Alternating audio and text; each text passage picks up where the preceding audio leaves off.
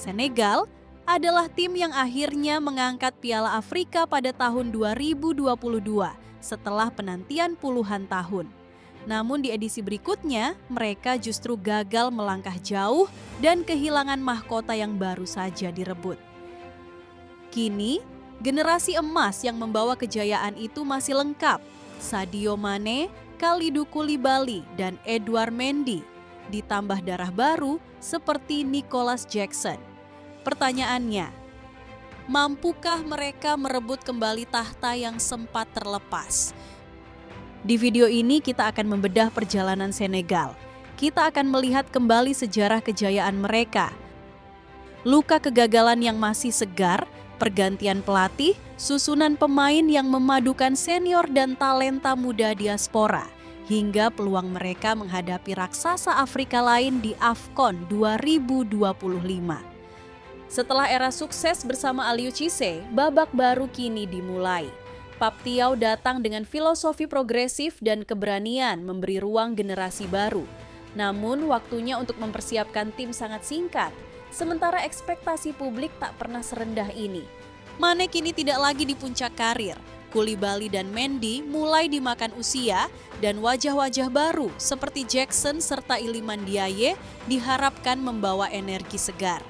Apakah perpaduan ini cukup untuk mempertahankan status Senegal sebagai Raja Afrika di tengah kebangkitan Maroko, Mesir, Pantai Gading, dan Nigeria?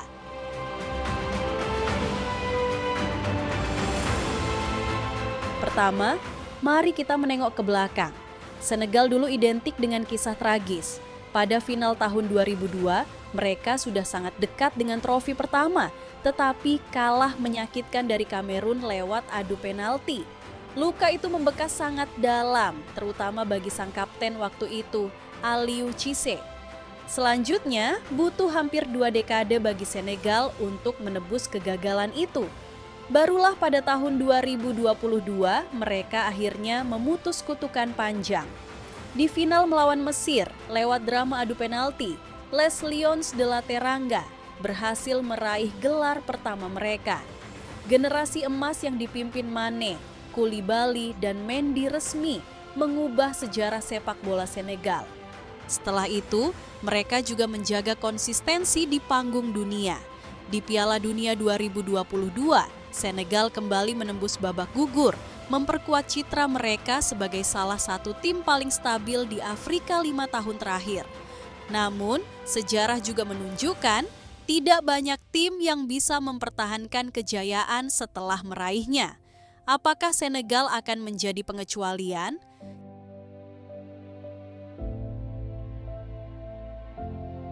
Kemudian, datang ujian berat pada AFCON 2023 di Pantai Gading. Datang sebagai juara bertahan, Senegal tampil sempurna di fase grup. Pertama, mereka menaklukkan Gambia 3-0, lalu menghajar Kamerun 3-1 dan menutup dengan kemenangan 2-0 atas Guinea. 9 poin penuh, serangan tajam, dan pertahanan solid membuat mereka kembali dijagokan. Sayangnya, babak gugur menjadi titik kejatuhan. Di 16 besar, mereka ditahan imbang 1-1 oleh tuan rumah Pantai Gading dan kalah 5-4 lewat adu penalti.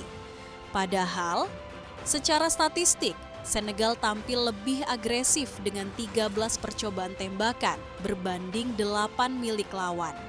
Kekalahan itu dianggap simbol stagnasi taktik lama dan awal dari berakhirnya masa dominasi Aliou Cissé. Pertanyaannya, apakah luka ini akan jadi awal kebangkitan baru atau justru awal kemunduran panjang?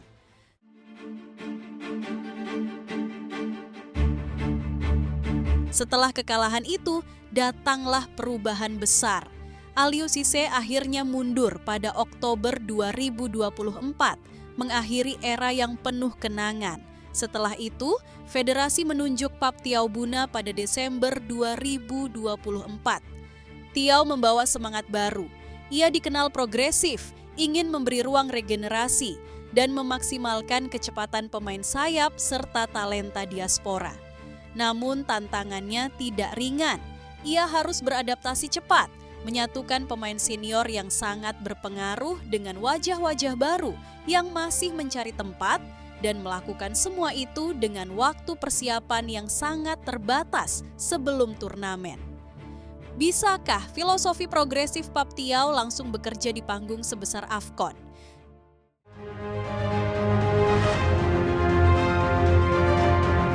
Di lini depan, Senegal masih bertumpu pada Sadio Mane.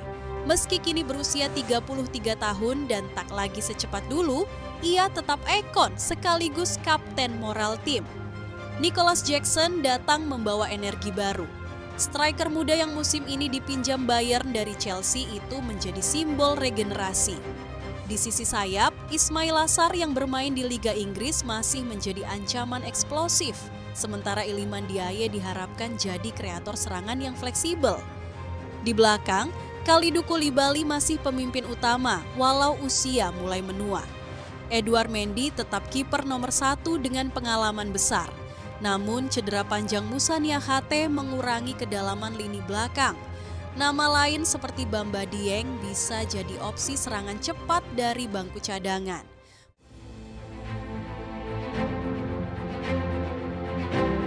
Meski terlihat kuat di atas kertas, Senegal punya beberapa titik rapuh. Pertama, pelatih baru belum teruji di panggung AFCON, sehingga resiko adaptasi lambat selalu ada. Kedua, cedera pada bek kunci seperti Niakhaté membuat pilihan di lini belakang semakin terbatas. Ketiga, mereka masih sangat bergantung pada veteran, Mane, Koulibaly, Mendy, yang kini tidak lagi di puncak fisik. Terakhir, beberapa pemain muda seperti Jackson sempat kesulitan mendapatkan menit bermain reguler di klub sebelum pindah ke Bayern.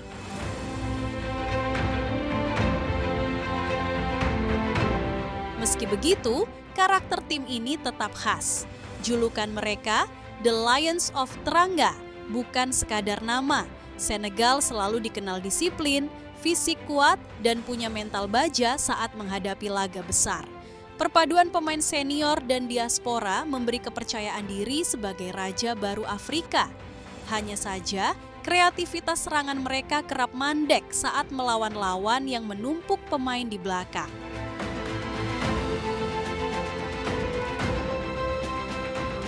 Di AFCON 2025, Senegal berada di grup yang menarik. Ada Republik Demokratik Kongo, semifinalis edisi sebelumnya yang bahkan menyingkirkan Mesir lewat adu penalti. Ada pula Guinea-Bissau yang walau tanpa status unggulan selalu datang dengan semangat besar melawan tim raksasa. Lalu Mozambik yang kembali setelah lama absen dan datang penuh motivasi. Secara materi, Senegal favorit juara grup, tapi duel melawan Kongo bisa menentukan apakah perjalanan mereka akan mulus atau justru harus menghadapi lawan berat lebih awal di babak gugur. Jika tergelincir di sini, Senegal bisa bertemu raksasa lebih cepat. Apakah mereka siap menghadapi resiko itu?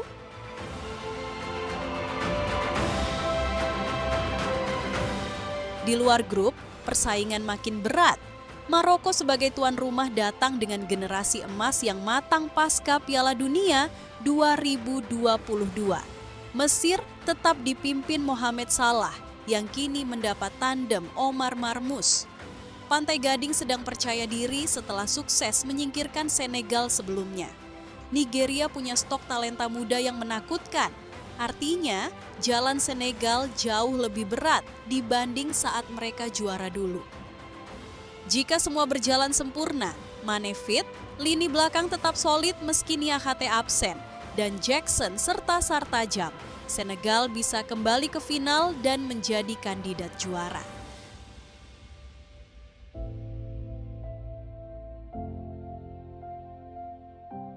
Skenario yang lebih realistis, mereka menembus semifinal tetap tangguh, tetapi regenerasi belum cukup matang untuk kembali mengangkat piala. Namun ada juga skenario terburuk, transisi gagal, pemain senior menurun, cedera menumpuk, dan Senegal bisa saja gugur di perempat final atau bahkan terpeleset di fase grup.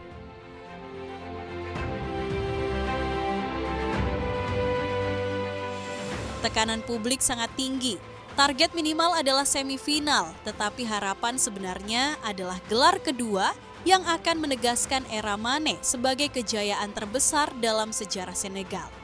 Jika gagal, kritik terhadap pelatih baru dan federasi bisa sangat keras. Senegal sudah pernah menunggu puluhan tahun untuk meraih mahkota Afrika, lalu mencapainya dengan dramatis. Kini mereka di persimpangan jalan, mempertahankan kejayaan atau membiarkan mahkota itu direbut raksasa lain. Apakah The Lions of Teranga masih cukup garang untuk mengguncang benua? Atau inilah saat ketika generasi emas Sadio Mane mulai memasuki senja?